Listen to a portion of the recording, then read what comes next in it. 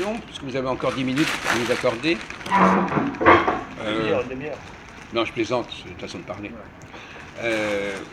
On pourrait demander à Valentin de tenir la caméra, comme ça il servira quelque chose. C'est bon. Bon. Attendez, je vais la télé. Ouais, je vais la télé. Non, mais c'est la seule chose qu'il est capable de faire à peu près correctement. Mais donc, je crois que ça va vous intéresser, ce sujet. Est-ce que le fait d'avoir un point commun avec quelqu'un veut dire qu'on lui ressemble? Non. Par exemple, le fait qu'on parle français, Ouais, est-ce que ça suffit pour que tous les gens qui parlent français se ressemblent? pas du tout. Vous parlez un Français, un Congolais, un Arabe parle français, ça ne veut pas dire qu'il fonctionne comme nous. Voilà. Pourquoi? Quel est l'élément qui va changer? De la même façon. Bon, c'est-à-dire quel élément? Ou par exemple, donc le fait d'avoir un élément en commun, est-ce que ça suffit à justifier qu'on est pareil? Non, au contraire, ça va peut-être même accentuer les différences, parce que ça va les mettre sur la table, j'ai envie de dire. Oui, on peut dire ça. C'est la thèse qu'on avait développée l'autre jour. Les gens ont les mêmes bases, Voilà. et à partir de ces mêmes bases, on voit que ça fonctionne différemment. Voilà. Et plus rapidement encore. Alors, quel est l'avis de Jean-Paul sur cette question C'est sûr que ils sont différents. Oui. L'autre jour, d'ailleurs, il y a des Congolais qui m'ont fait la réflexion. Ils m'ont dit, Congolais, Ah oui, des Congolais. ils m'ont dit, oui, on connaît le français, mais ça se mélange avec d'autres choses qu'avec vous. Parce qu'ils ont d'autres religions, ils ont d'autres rituels, ils ont d'autres manières. Et finalement, l'élément français n'est qu'un élément qui va avoir une toute autre combinatoire que dans une autre culture. Moi qui ai travaillé avec, j'ai pas envie de dire le monde entier, mais avec souvent des francophones, étrangers, ils ont un grave défaut, c'est que souvent, bon, ils parlent la langue de leur pays, ça c'est tout à fait normal, mais ils peuvent pas s'empêcher de placer des mots français dans les phrases. Donc ça veut dire que même si tu connais pas la langue de leur pays, vu qu'ils arrivent à placer quelques mots de français, tu arrives à avoir à peu près la structure de la phrase. Oui. Mais moi je trouve que c'est plutôt un handicap. C'est un autre sujet. Oui, c'est un autre sujet, mais ça montre aussi... Ce qu'on appelle les emprunts linguistiques, on en a parlé, comme les Anglais par exemple, ne peuvent pas s'empêcher d'employer un mot sur deux en français. Bon. Voilà. Ça c'est un phénomène qu'on a déjà abordé, et vous n'étiez pas là hier. Hier aussi un petit peu. Vous savez, on a passé le test, vous savez, Voilà, avec la ouais. revue de Oui, c'est voilà, vrai. il fallait souligner les mots français. Bon. Mais c'est vrai, etc. Mais moi, le problème est différent. Alors, donc les combinatoires sont différentes, la sauce est différente, hein, la cuisine est différente. Mais cela dit, je voudrais quand même préciser un point. Concernant le problème de la mixité, on en a parlé, mais il y a plusieurs formes de mixité. Alors, il y a des mixités. Alors, par exemple, un empire. Je vous ai reproché l'autre jour de ne pas avoir la mentalité impériale. Un empire, il peut englober des nations très différentes, des races très différentes, des religions très différentes. La France, en tant qu'empire, elle a bien conquis des pays qui n'avaient pas la même religion. Oui et non. Ah bon? Les Chinois, les Vietnamiens, ils n'avaient pas la même religion que les Français. Les musulmans d'Afrique du Nord, ils n'avaient pas la même religion que les Français. Ils les ont quand même intégrés dans leur système. Oui ou non? Oui, mais comme à l'époque, ils avaient été vraiment en tant que conquérants, avec une certaine puissance, l'écart était tellement grand entre, par exemple, on va prendre l'Afrique du Nord, les Algériens, il y a 150 ans, ils étaient tellement petits par rapport aux Français qui arrivaient, c'est qu'on s'est imposé. On a accepté d'inclure dans notre système des gens de notre religion et de notre race. Oui, mais on les a pas mis, si vous voulez, j'ai envie de dire en concurrence, ou alors on les a pas mis au même niveau. Alors dans ces cas-là, c'est facile. Oui, bon, d'accord. Écoutez, ne niez pas les... Alors, bon, vous répondez sur cette question. Est-ce que le problématique de l'Empire, c'est d'être supranational, multinational, etc. Et la France, elle a une histoire impériale. Un empire, ça peut être comme ça, sinon oui, c'est pas un empire. donc ça, bon, alors ne niez pas les faits. La philosophie impériale, la philosophie coloniale, c'est une ouverture vers des gens différents. Hein. Et la conquête aussi, d'ailleurs, toute forme de conquête. Est-ce que pour vous, Jean-Marc, l'immigration et la colonisation, c'est le même processus? Oui, en quelque sorte. En ce moment, on est... certains, ils n'osent pas dire le mot, mais la France est colonisée. Non mais attendez, avant d'être colonisée, elle a colonisé, d'accord? Oui, c'est le retour du bâton, s'il y en a qui disent. Donc elle mais a bon, colonisé, et les immigrés qui ont été des pays qui ont été colonisés, ils viennent en France. Voilà, ils colonisent, si on veut dire. Voilà. Ou ils occupent. Est-ce qu'on ne pourrait pas gérer cette situation de manière intelligente?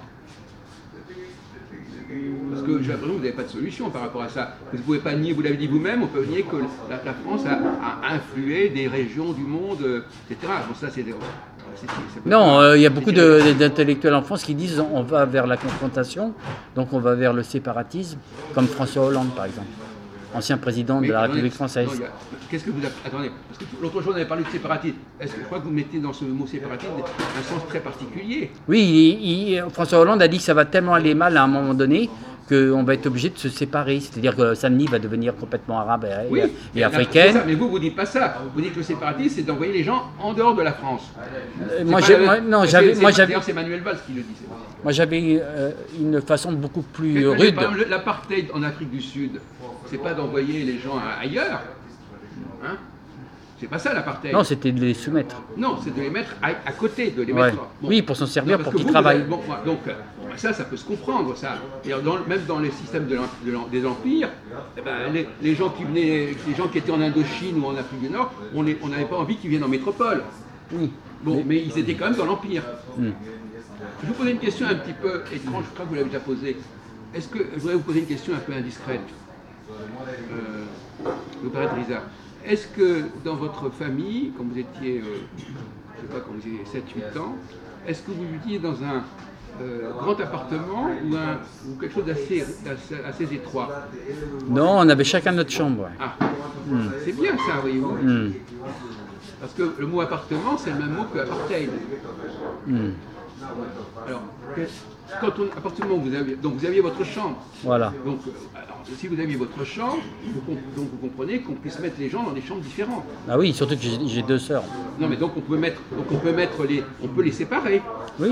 Et on se retrouve de temps en temps pour les repas. Bah, bien sûr. Comme ça, oui.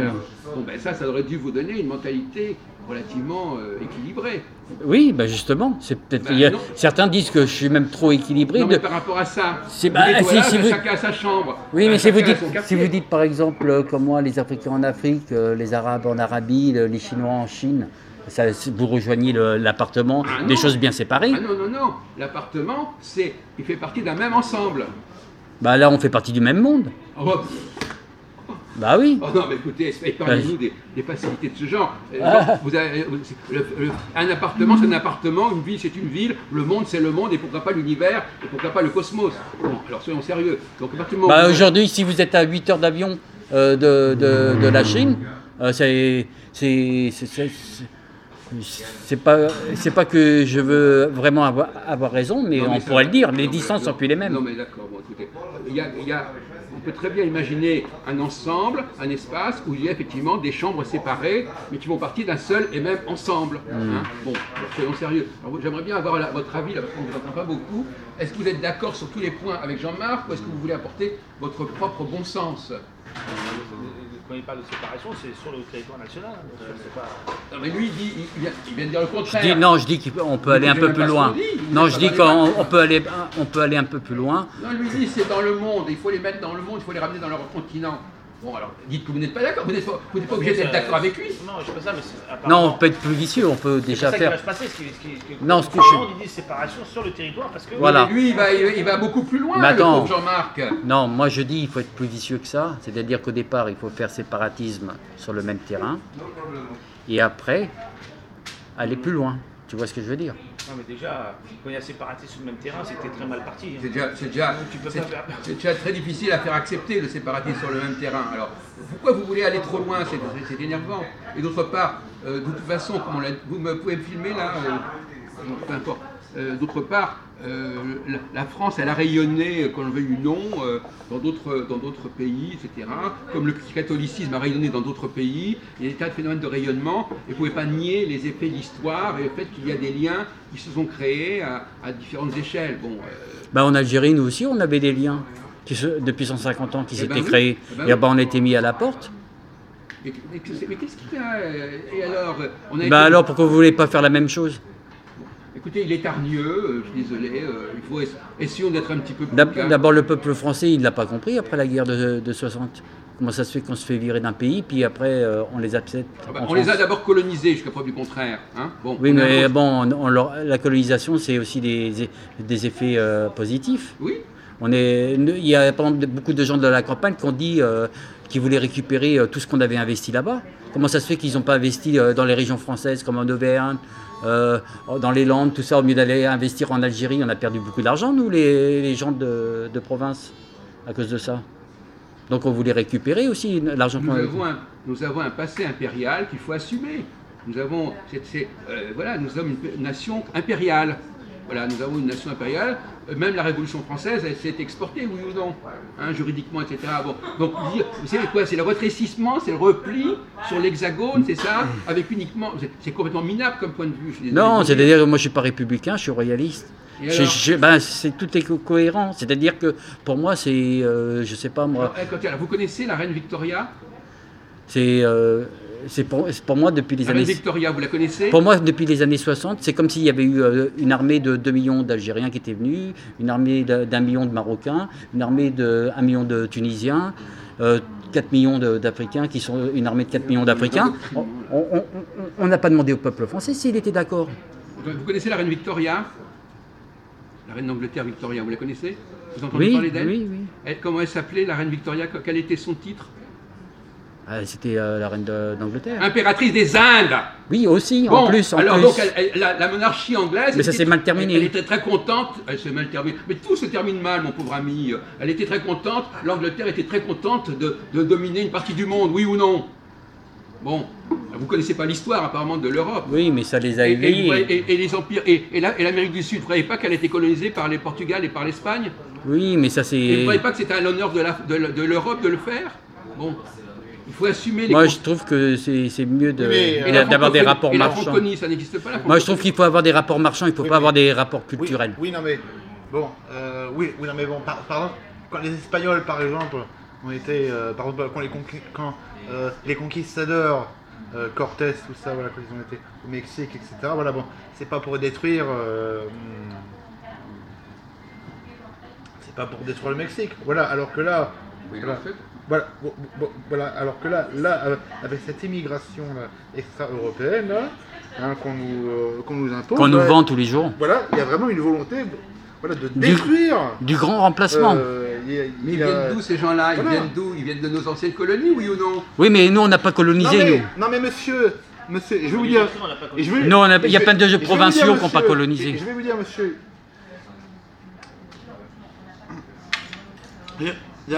Moi je pense que plutôt que de mettre en cause les immigrés, il faudrait plutôt mettre en cause les gens... La cause. Qui vont venir. Les gens qui font venir. Voilà. Et qui sont ces gens qui... Et qui sont ces gens qui les font venir? Attendez une seconde. Et qui sont les gens qui ont fait... coloniser ces pays, les noms de ces gens qui ont rapporté l'argent, qui ont été cachés en Suisse. Est-ce que les Français ne veulent pas faire certains boulots? On en avait déjà parlé. Parce que c'est pas payé, il ne faut pas le faire. Voilà, on n'est pas des imbéciles. Non, parce qu'ils ne veulent pas faire ce genre de travail. Non, c'est pas assez payé. Non, ça c'est un argument. Ils sont pas assez payé. à la même synagogue tous les deux, apparemment. C'est pas assez payé. Vous êtes à la même synagogue tous les deux, mon pauvre ami là. Vous êtes des perroquets tous les deux. J'ai l'impression d'entendre Valentin. Vous êtes le perroquet du MEDEF. C'est lui qui répète. C'est lui qui voulait. C'est vous qui lui bourrez le crâne ou c'est le contraire? Moi quand je vous entends, j'ai l'impression d'entendre monsieur Pierre Gattaz. Ouais, parce que ce que vous dites, c'est le discours de Pierre Gattaz. Mais qu'est-ce qu'il dit Pierre Gattaz? Pierre Gattaz, il dit exactement la même chose que vous. Voilà, c'est bizarre. La France a besoin d'immigrer parce que les Français sont des fainéants, des paresseux. Voilà. On a tous les défauts, quoi. Hein, ouais. Voilà, donc mais la France, elle n'existait pas il y a 2 siècles. Donc vous, elle était numéro 1 dans le monde, la France. Vous répétez ce que dit M. Pierre Gattaz et Mme Parisot. C'est un fait sociologique. Ils ne veulent pas faire certains travaux, d'ailleurs, on était d'accord là-dessus. C'est parce qu'on les a dévalorisés. Quand on veut faire chauffeur de taxi, on dit c'est pas un travail de blanc. Bon, alors. D'ailleurs, c'est vrai. Puis en plus, vous allez vous faire attaquer, mon vieux. Alors, parce que la dernière fois, si vous avez des problèmes, c'est à cause de vous. Génial. Bon, alors, je sais pas, vous êtes là, vous croyez où, là, exactement? Vous êtes aussi hystérique que Valentin si ça continue comme ça. Bon, alors, c'est pas parce que vous avez crié que vous allez avoir raison. En fait, le dimanche, il n'y en a pas. Vous croyez pas que c'est ça qui va vous donner raison? On était d'accord là-dessus, c'est que tout ce qui est très en haut et tout ce qui est très en bas, ça n'appartient pas à la même population. Alors. Hein, l'élite, c'est pas vous appartenez à la base.